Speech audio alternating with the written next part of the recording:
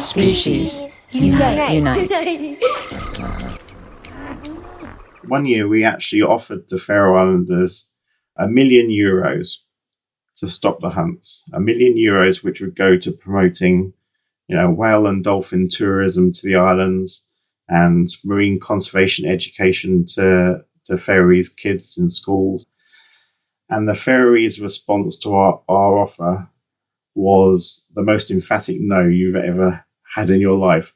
They actually held a hunt on the 1st of January. On the first day of that offer, they went out and deliberately killed pilot whales as their official no to us.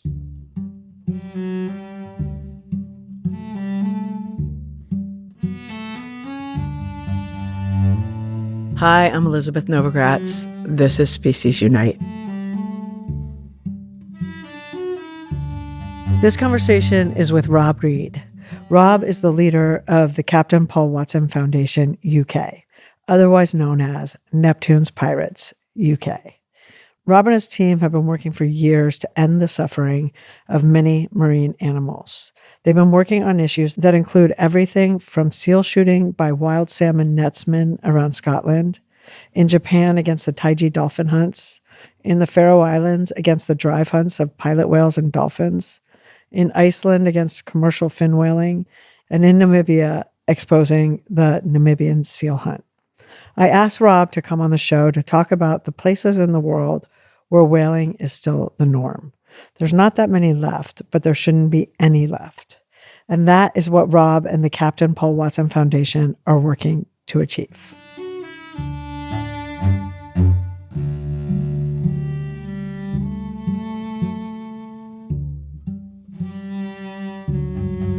Hi, Rob. It's really good to see you. Good to see you too, Elizabeth. Let's talk about, first of all, Captain Paul Watson Foundation UK. You're the Chief Operating Officer. Let's start with the Faroe Islands. And for people who don't know or who have never heard of the Faroe Islands, will you just first start with where they are? These are neighbours geographically. So the Faroe Islands are just 230 nautical miles, sort of north-northwest of mainland Scotland.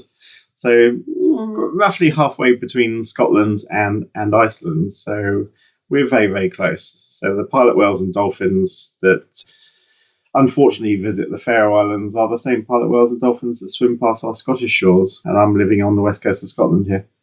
You guys started doing covert operations in 2016 there, but this has been going on since the beginning of time, right? The killing of pilot whales and dolphins. The drive hunts of small cetaceans, so this is pilot whales and dolphins almost exclusively, are not unique to the Faroe Islands at all.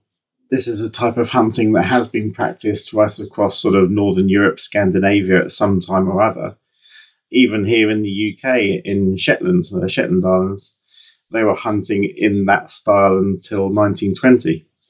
When they carried out their last ever hunt. So they actually killed a pod of pilot whales, and the pilot whales just lay on the beach rotting because everyone realised they didn't want them. So it's not a unique style of hunt, what the Faroese called the Grindadrap hunts, but they are now 100 years behind the last place that gave up these kind of hunts. So it's very unusual in the world. The Faroe Islands is actually sort of ground zero, if you like, for dolphins. There's nowhere in the world that dolphins are killed in larger numbers, deliberately, of course, because dolphins face all kinds of threats, including bycatch from the fishing industry, as well as the direct hunting of them. These hunts happen multiple times a year, right? Will you just explain what happens in one of the hunts, like how it goes down? Well, there's actually been a lot of misreporting in some of the media. Some media has actually said it's an annual hunt, almost making out it's once a year. But it isn't. There can be 10 or even 15 or more hunts in any one year. And it's very simple in the Faroe Islands. They have 26 designated killing bays where the pods can be driven in. They have various whaling districts set up over the islands. And this is a very small island archipelago as well. It's 50,000 odd people. And if a pod of pilot whales or dolphins is spotted, and as long as the weather conditions and the sea conditions are not too hazardous, then invariably the hunt is actually approved by a grind foreman or a local sheriff. And usually fishing boats will keep tracks of a pod and start the driving of those animals in, basically using a wall of sound in a very similar way to the Taiji Japanese dolphin hunters do. But then a lot of recreational, privately owned boats, jet skis even, will come out from local harbours for the last few miles of that drive hunt and drive that entire pod of animals into or onto one of the killing bays, where they're killed by hand by, typically quite young Faroese men in their 20s and 30s is what we usually see. And the drive itself can take hours on end. That itself is harassment of the pilot whales and dolphins, which would be illegal in most countries, including the US and the whole of the EU and many countries around the world. That stage itself would be illegal. And then the killing itself is carried out with spinal lances and knives by people waiting on the shore, and that is also horrifically cruel and inhumane for many different reasons, not least because the people who take part in the hunt are not professionals. They are very, very poorly trained as well, as one of our crew members can attest to, because they actually went and did the pilot whale training, if you want to call it that, the whole 45-minute PowerPoint presentation on how to kill a 5-ton animal, and got their license just by sitting through it, not understanding a single word because it is entirely in Faroese. So they didn't even check you understood anything you were told. And he passed? And he passed and got a license with his photograph on it and everything. Wow. And therein lies many of the problems here in the hunts. It's indiscriminate hunts. It has no workable quotas. It can happen at any time of the year. The entire pod of animals is killed as well. It doesn't matter whether they're adults or young or pregnant females. The whole genetic group is wiped out all in one go in every hunt. They drive them in and then they stab them to death? Basically, historically, they used to use spears and knives. They moved on to spinal lances, which is very much like the Japanese dolphin hunters use in Taiji. But again, these are all very, very poorly trained individuals. So whilst filming these hunts, we see animals suffering for many minutes, and the worst ever case of suffering was a pilot whale that took over 8 minutes to die. And how many whales or dolphins are typically in one hunt? A hunt can be authorized for as little as sort of 15 individuals. But the largest hunt in human history that has ever been documented was in the Faroe Islands in 2021, in September 21, which was 1,428 Atlantic white-sided dolphins in one hunt, one bay, in one day. And that was utterly unprecedented. Even in the Faroese records of the grind hunts, the drive hunts, which are complete going back 350 odd years, although the hunt's been happening for longer, there's been nothing on that scale ever. And that one hunt alone surpassed the largest amount of dolphins ever killed in Taiji in Japan in a whole 6-month season.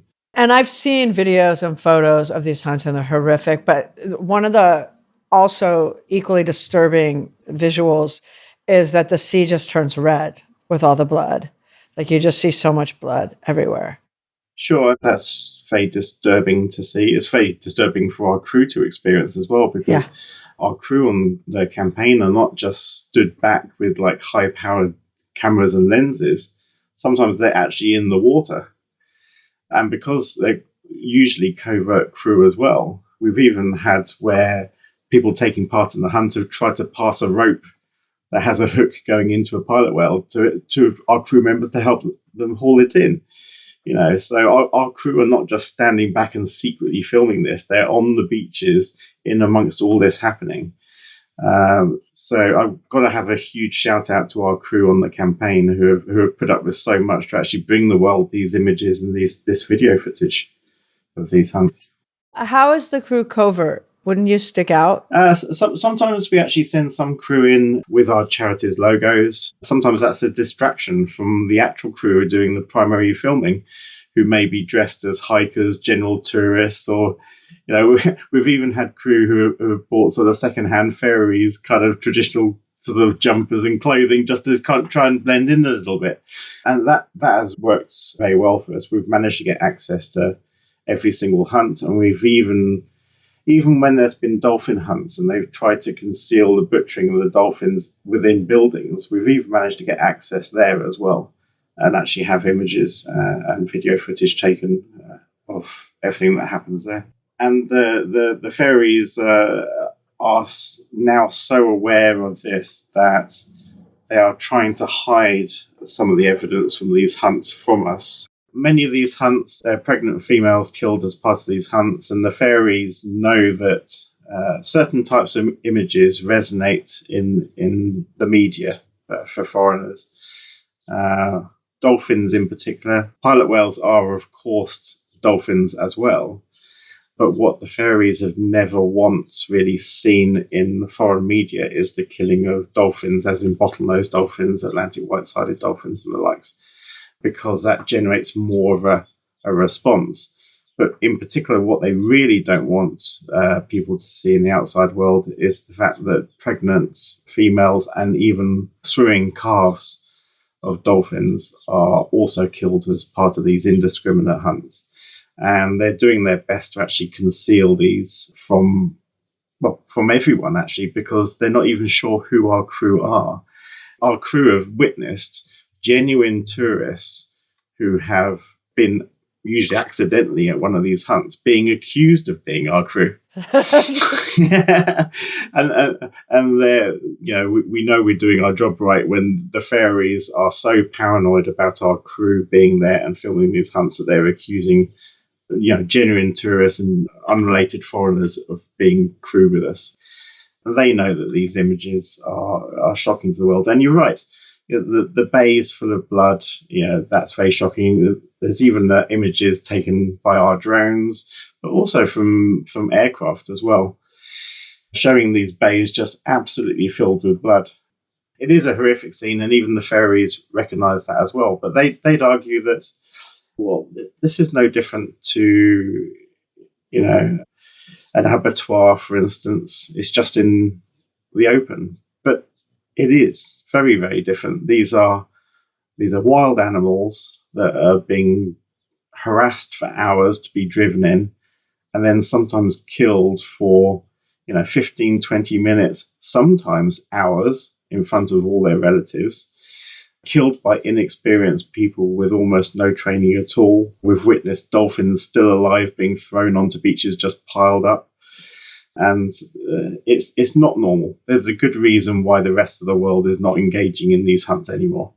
And what do they do with the dead whales and dolphins? It depends on the size of the hunt, really. So the person who reports the pod of pilot whales and dolphins gets the largest single share. And then the boat owners who take part in the hunts get the next largest shares. And the people who actually do the killing on the beaches, they get the next largest parts of shares. And then if there's anything left over, that is then opened up to the local community or even wider group to nearby villages if there is more meat and blubber than was actually needed in that local area. Worst case scenario, an extremely large hunt or a hunt that's happened in a bay which has had several hunts already in that year. The pilot whales and dolphins are quite often loaded onto trucks and transported to other districts or right across the islands. When the Faroese killed the pod of 1,428 Atlantic white-sided dolphins in 2021, they tried to distribute the dolphin meat and blubber all over the islands, and they were left with so much that they would usually tow the carcasses or dump the carcasses out at sea, but they couldn't do that with that hunt because there were so many of them. There'd be dead dolphin carcasses washing up on Faroese beaches for probably months on end. So for the first time in Faroese known history, that they actually started filling local waste incinerators full of dolphins to try and burn them, to hide them from our camera lenses. So the crazy thing about these hunts is that some of the Faroese say that the dolphin meat is almost like a gift from God. It's free food. So who are we to say no to this? But it's poison. It's poisoned food. Since even the Faroese chief medical officer stated in 2008 that nobody should be eating pilot whales or dolphins because they're so heavily contaminated with dimethyl mercury, other heavy metals, PCBs, PFAs. It's toxic. He actually got a bit of Faroese backlash for that advice, and seemed to have watered down the advice to say that, oh, if you're healthy, then you can have maybe one portion a month. That's how toxic it is, just one portion a month. But not if you're planning to have children, not if you're weak, frail, ill, or anything else, because it is that toxic.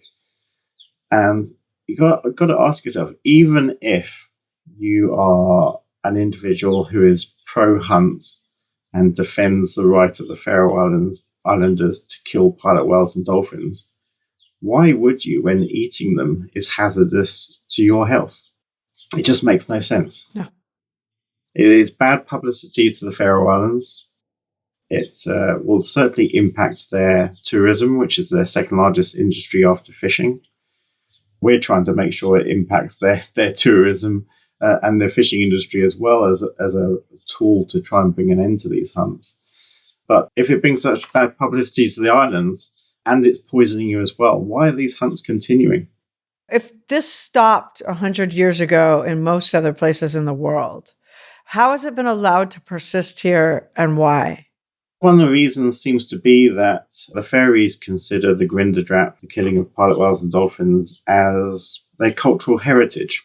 There's something that identifies them as being unique. It certainly does identify them as being unique in the modern world in the 21st century and through much of the 20th century, to be honest, because everyone else has given up these type of hunts. And that's no real justification for continuing. You don't kill, over 1,100 pilot whales and dolphins a year just to maintain some sense of cultural heritage. It just makes no sense at all. Because most of the world has signed on that they don't kill whales and dolphins, right? Sure. Aside from a few countries. And they don't feel any of this pressure, the Faroese? If you consider close to the UK and close to Scotland generally, we have some of the most prolific whaling nations in our backyard, if you like. So we have the Faroe Islands, which is the largest killer of dolphins. You have Iceland, where we also run a campaign against the killing of fin whales, the second largest whale on the planet, by a company led by Iceland's richest man. He sells to Japan, where, of course, they continue whaling as well. But also in our backyard of the North Atlantic and the North Sea, we have Norway, which kills minke whales, which has many, many issues with their hunts as well, with cruelty and everything else. But in Norway, over 90% of the minke whales killed are pregnant females that have gone to the coastal areas to actually calve. So that is another, despicable hunt. We live in, surprisingly for many people, we live in the part of the world that is sort of where whaling and dolphin hunting is most prolific. People think of Japan as being the worst offender, but in reality, it isn't. Let's go back to the Faroe Islands first. Since 2016, you've had a presence there. Yeah.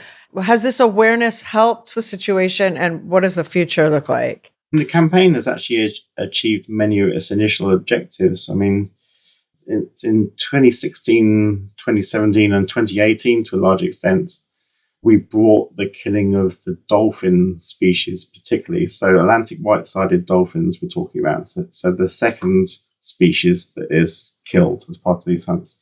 We brought that to the world because prior to those campaign years, there was only about 4 or 5 photographs out of the Faroe Islands that proved that these dolphins were even being killed. So even in the Faroese media, these dead dolphin images were suppressed because it had the magic word dolphin. And this is where the longfin pilot whales unfortunately suffer, because they're called whales and not dolphins, and therefore get less media interest. They are, of course, dolphins as well. Over the years, our crew on Operation Bloody Fjords have attended and documented, live streamed as well to the world, 77 of these hunts, these drive hunts. So that's, 5,977 pilot whales and dolphins killed and documented and recorded by our cameras. So we have the video, we have the photos, we have more video and photos than the world will ever need of these hunts. And now we really need to bring an end to these. Show the Faroese that there's no advantage to continuing these hunts. There are many disadvantages for their society, both with the loss in revenue from tourism, potential impact on the fishing industry that we're working on as well, but also really drive home the fact that they shouldn't even be eating this anyway. Even if you go by Faroese government statistics alone, 2/3 of the meat and the blubber from these hunts goes uneaten and is just disposed of years later anyway. So the hunts make no sense, both from the contamination perspective, and even if you were a pro hunter on the islands, trying to think of this as a sustainable hunt, it's not even that. Because even if you're pro hunting, they're killing 3 times as many animals as they even claim to use. So there are many, many reasons why these hunts should be brought to a stop. And if the Faroe Islanders did stop these hunts as well, we'd be the first to promote people to go there on holiday. It's true. I would never go there, and many, many people that I know would never go there because of your work. One year we actually offered the Faroe Islanders €1 million to stop the hunts. €1 million, which would go to promoting, whale and dolphin tourism to the islands and marine conservation education to Faroese kids in schools. And the Faroese response to our offer was the most emphatic no you've ever had in your life. They actually held a hunt on the 1st of January. On the first day of that offer, they went out and deliberately killed pilot whales as their official no to us. Something you told me last week too, which I hadn't thought about, but I think it's very, really important. The Faroese are not poor, right? Like this isn't a necessity for subsistence doing this. And that is one of the problems when it comes to campaigning on this issue, is that had the Faroe Islanders been a remote, relatively poor island nation, it'd be very easy to impact these hunts by impacting trade. But the reality is that the Faroes aren't. There's near zero poverty on the islands. Their per capita income is right up there with the Scandinavian countries. Their standard of living is extremely high.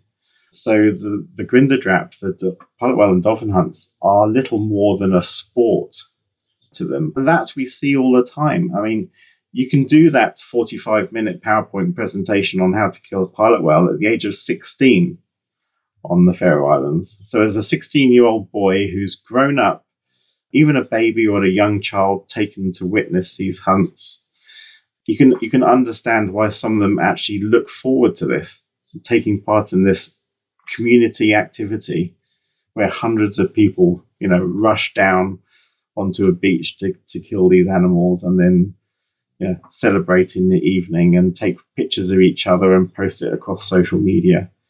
You can see why some of these younger Faroese men sort of really look forward to taking part. And you get these horrific images of 16, 17, 18-year-old Faroese young men absolutely drenched in blood with knives in both hands.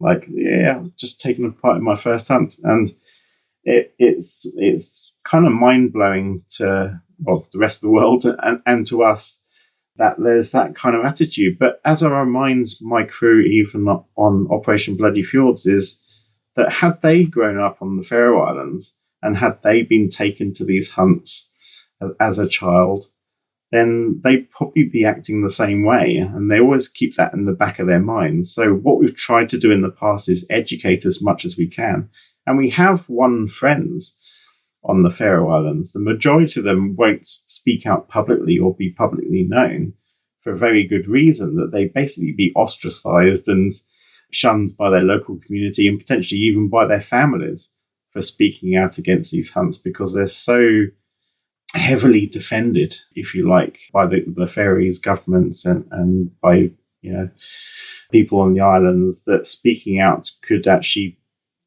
put you at danger, if not inconvenience. Just one brave Faroese man has gone to the lengths of wearing our full logoed crude gear and attending the hunts, and his name has been out in the press and everything else. And people have threatened with him, with pushing him off a cliff, or in retaliation for him actually joining the campaign and speaking out against dolphin hunts. Although none of their threats have ever been carried out, they're still threats. And we know Faroese people in the past have spoken out against the hunts, and that's impacted their lives, because local shops, for instance, have refused to serve them because they see them almost like traitors to the local community. So we have more support than most people realize on the islands, but it's support behind closed doors and in the background from people who are quite scared to speak out against these hunts. And why wouldn't they, when so many people take part? Because it isn't a small group of professional fishermen, if you like, taking part in a hunt. It's not like whalers in Iceland, where they have a ship crew and a land crew at a whaling station, and they're paid professionals to do that kind of activity. It's not like the Taiji dolphin hunters. They're fishermen / dolphin hunters. That's their profession. In the Faroe Islands, it's a community activity. Many, many hundreds of people take part at 26 killing bays around the islands. So there's nowhere to hide for somebody who is prepared to speak out against the hunts. And those people who are prepared to speak out against the hunts in the Faroe Islands basically number less than 6 people in a community of 50,000 as a result. So how does this end? Well, we're putting pressure where we can, obviously getting the message out about these hunts to as many people helps. What we're trying to do in the UK, and expand this up to other nations as well, is to try and pressure our governments to introduce a clause, if you like, in our trade agreements with the Faroe Islands that states that if pilot whales and dolphins are being killed on the islands, then we'll no longer buy your fish, which is their number one industry. So we try to hit them economically. We try to persuade tourists not to go to the islands, because tourists get caught up in these hunts as well. We've had tourists send us photographs because they've gone to the Faroe Islands, had no clue that these hunts exist, for instance. See lots of cars and lots of people dashing towards a harbour or a beach, wonder what on earth's going on, only to have them and their family and possibly their children witness pilot whales and dolphins being butchered in the open right in front of them. Just a massacre. They get those kind of people. And then a couple of years ago, we had a cruise ship pulling into the capital, Tórshavn, which witnessed a hunt as well. So we have the cruise ship industry that we're trying to persuade to avoid going to the Faroe Islands, or at least if they are determined to call in at the Faroe Islands, then to educate their passengers about the possibility that they may witness pilot whales and dolphins being killed in front of them. Yeah. Because when it did happen to that cruise ship, and we've spoken to people who were on that cruise ship, passengers actually went back to their cabins and shut themselves in. Some passengers were being physically sick on deck of the cruise ship. But ultimately, if we can persuade the UK government to renegotiate a trade agreement, but if we can persuade UK restaurants, Michelin-starred restaurants, celebrity chefs, chains, supermarkets to not stock fish from the Faroe Islands until the end of these hunts, then we can impact their number one industry and hopefully bring an end to this. So these hunts that shouldn't be happening at all. No, they make no sense. It's just a lot of suffering. It does. And we've spoken to Faroese people before that their health has been directly affected by the contamination, in particularly the pilot whales, and they know it. I suspect that alone, the health side effects of eating the pilot whale and the dolphin meat, which is excluded from standard food testing under the Grind law. So it's not like fish or meat that's in the supermarkets which undergoes standard testing to see whether it's suitable for human consumption. They know that the pilot whales and dolphins are not fit for human consumption, and yet it is distributed to the community, and it can be legally sold and traded within the islands, and sold on supermarket shelves, and sold as meals in restaurants to tourists with no health warnings whatsoever. What about whaling elsewhere? I mean, there's so few countries left that have hung on to this like insane world of whaling. Iceland, for instance. Will you talk a little bit about that? And it stopped for a second, and then it was back. Iceland whaling has always been quite a stop and start for many different reasons, not least in 1986, where Captain Paul Watson ordered the sinking of 2 of Iceland's 4 whaling ships, which put an end to whaling for a decade in Iceland. But yes, I mean, in Iceland's case, you have one man, Christian Lofsson, who is a second-generation whaling company owner. He operates the world's last operational whaling station in Hvalfjörður in the west of Iceland, just north of Reykjavik, so not far from the capital. And when they go whaling in the summer, he aims to kill at least 140 fin whales. So these are whales that are almost as big as blue whales. They're killed by 2 aging antique harpoon ships from the late 1940s, 50s. period, and up to 2 whales at a time are dragged back to the whaling station, butchered, boxed up, ready to send to Japan, which is pretty much their only customer. Of the 140 plus whales that are killed in Iceland during a full whaling season, less than a whale's worth of meat is kept in Iceland, and all the rest goes to Japan, where, ironically, prime cuts of meat do make it to restaurants, but the rest just sits there in freezers for years on end. They try to turn it into pet food. They try to give it to school, food programs, that kind of thing. But ultimately, that again is disposed of many years later. It's just such a waste. And we've been opposing the Icelandic hunts, and we'll be back again this summer with ships and boats this time to oppose the hunts off the coast of Iceland. And unlike the Faroe Islands, it seems like at least most Icelandic people are opposed to whaling. Yes, it's a very different situation in Iceland. The majority of people are against whaling in Iceland, but the person who's running the whaling operation is extremely politically well connected. He is the largest donor, and his whaling company is also the largest donor to the second largest political party out there. So he has many politicians basically in his pocket defending it. But I think the end to Icelandic whaling is within sight now. I would hope that there'd be an end to all Icelandic whaling within a decade.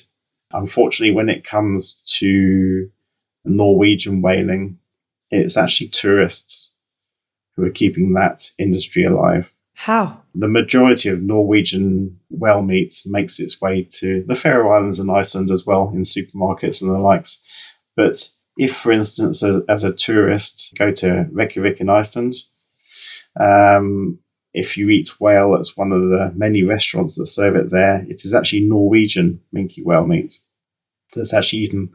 So rather unfortunately, tourists are the people who are keeping the whaling industry alive in Norway. Because they're eating it as kind of this one-off experience type thing? Well, it's being sold in restaurants across Iceland almost under the disguise, if you like, as a local delicacy, a local traditional dish. Actually, it isn't. More interestingly, historically, Iceland was the first country in the world to bring in a ban on whaling, going back to the early 1900s. Because it was Norwegian and Basque whaling companies who had set up all around Iceland, who were killing all of Iceland's whales. So they were actually in conflict with local Icelanders.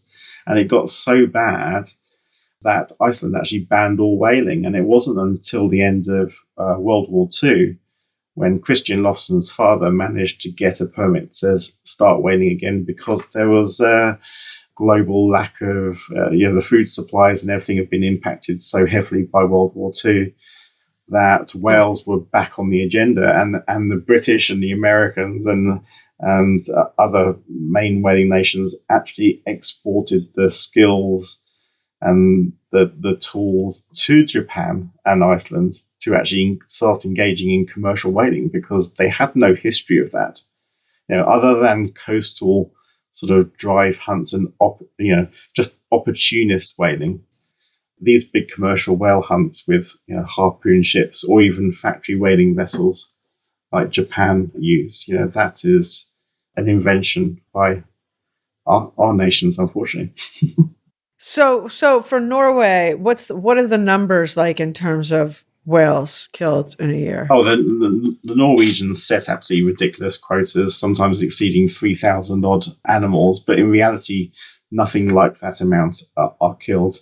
2/3 of the Norwegian whaling fleet are laid up or scrapped already, because there's not much local demand for this. So if it wasn't for the tourists eating whale meat in places like Reykjavik, Norwegian whaling would be almost dead now. It almost wouldn't exist at all. But some years it could be pretty bad in Norway. The high hundreds, possibly even 1,000 whales killed. But the most prolific hunts of cetaceans, that is whales and dolphins, is actually the Faroe Islands. What about Japan? Well, of course, Captain Paul Watson, our founder, is well known for taking on Japanese whaling. If anyone watched the series Whale Wars, they'd have followed him with his previous organisation, Sea Shepherd, which unfortunately has been taken over and he was kicked out of. But Japan were engaged in commercial whaling for a long time until the global moratorium on whaling came in. And then they changed their whaling under the disguise of scientific whaling. So they were whaling in the Pacific, but primarily in the Southern Ocean, that is Antarctica, with the aim of killing just over 1,000 whales a year on their whaling expeditions to Antarctica. And that actually came to an end after 8 or 9 years of campaigns by Paul Watson, when Japan pulled out of the International Whaling Commission, and all their scientific whaling was proved to be a front for commercial whaling. So Japan pulled out of the International Whaling Commission, and for quite a number of years now, Japan have been whaling exclusively within their own territorial waters. And that is the case at the moment. But Japan last year launched the Kangai Maru, so the first brand new factory whaling vessel, the only factory whaling vessel in the world, is now at sea. And that vessel is much higher speed than its predecessor, the Nishimaru, which everyone saw the confrontations with through the Whale Wars series. The Kangai Maru is faster. It is also a long-range vessel. It is clearly not been designed for coastal whaling or even whaling within the economic exclusion zone of Japan. That vessel has one purpose alone, and that is high seas whaling, and was built from scratch with features like water cannon to fend off activists. So, obviously they know that this ship is destined to be going to the Pacific and ultimately once again to Antarctica.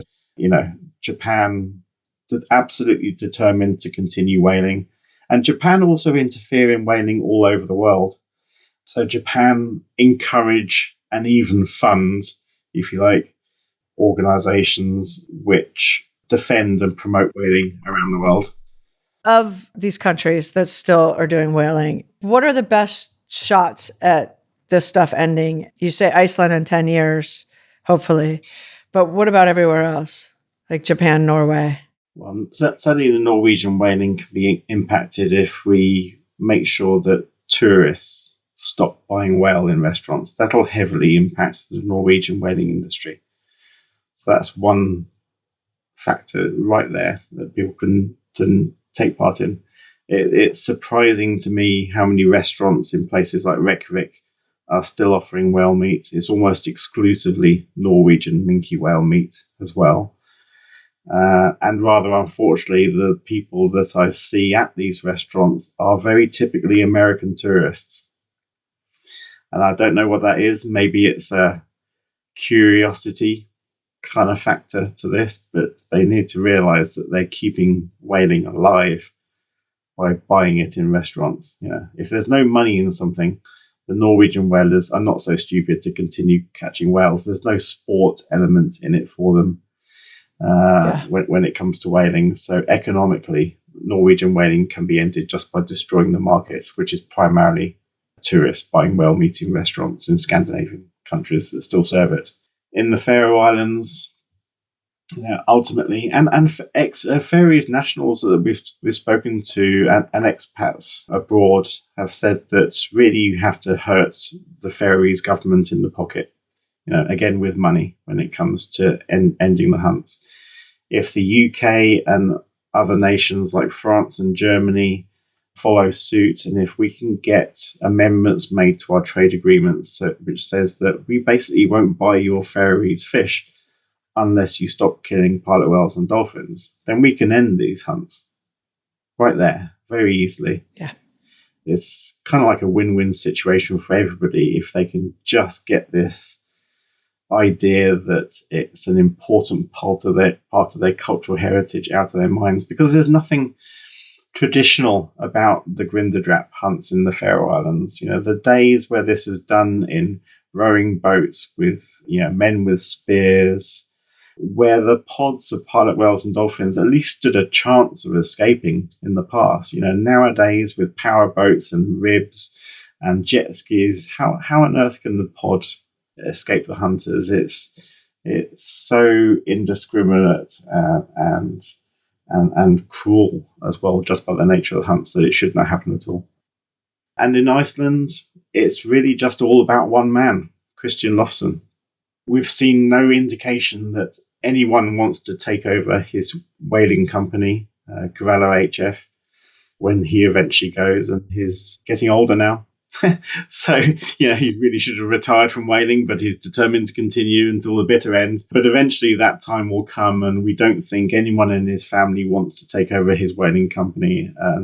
So one way or another, whether it comes by pressure from Icelanders, who the majority are against whaling, then maybe it will come to an end that way. Certainly our activism, our campaigns are trying to accelerate that process as quickly as possible. We have lots of alliances with people in Iceland, groups and journalists and other people working to end the hunts, which it's not even being done for the Icelandic people or for the Icelandic industry. This is being done for Japan.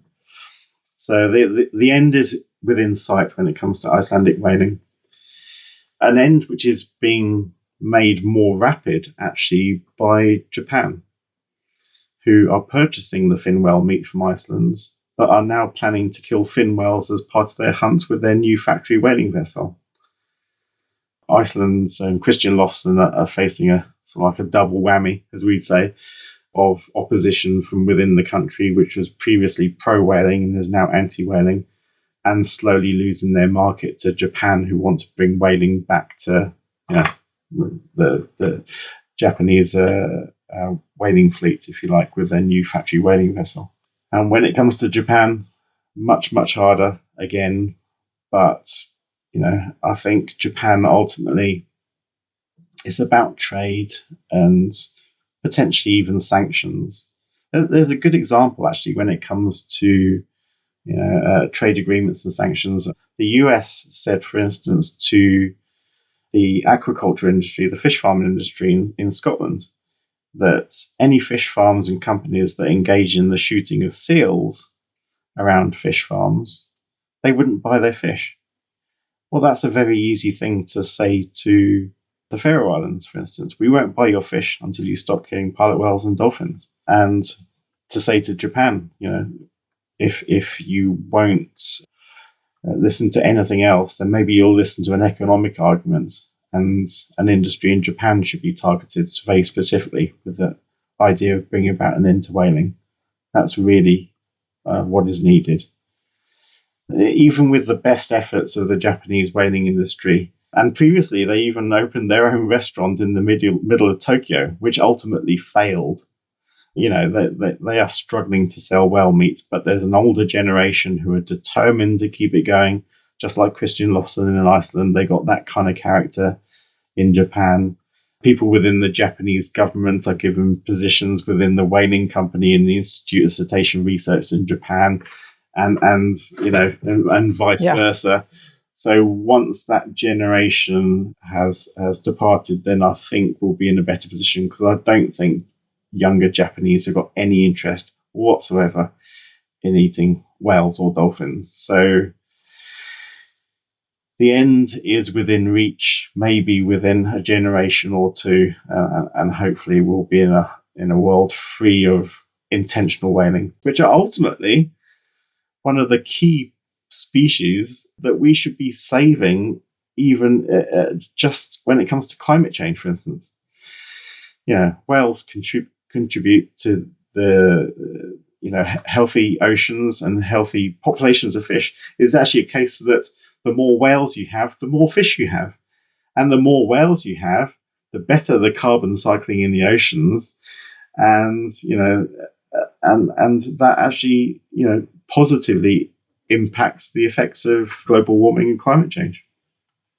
So it's just the world should not be killing whales at all. We should be doing everything in our power to restore the oceans, keep the oceans healthy, because that at the end of the day is where the majority of the oxygen that we breathe actually comes from. It's not from forests, it's not from rainforests, it's actually from the oceans and phytoplankton. So the more productive and fertile the oceans are, which whales help with, then the better for our planet.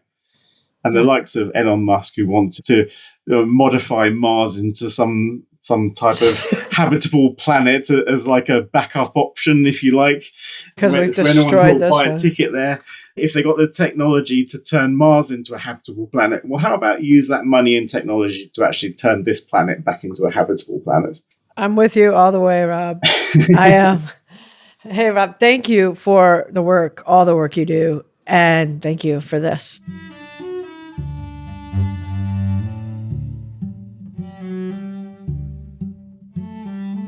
To learn more about Rob, to learn more about the Captain Paul Watson Foundation UK, go to our website. We will have links to everything. We're on Facebook and Instagram at Species Unite. If you have a spare moment and could do us a favor, please subscribe, rate, review on Apple Podcasts or wherever you listen to podcasts. It really helps people find the show. I would like to thank everyone at Species Unite, including Gary Knutson, Caitlin Pierce, Amy Jones, Paul Healy, Santina Polkilink, Bethany Jones, Hannah Gabrielson, and Anna Kalner, who wrote and performed today's music. Thank you for listening. Have a wonderful day.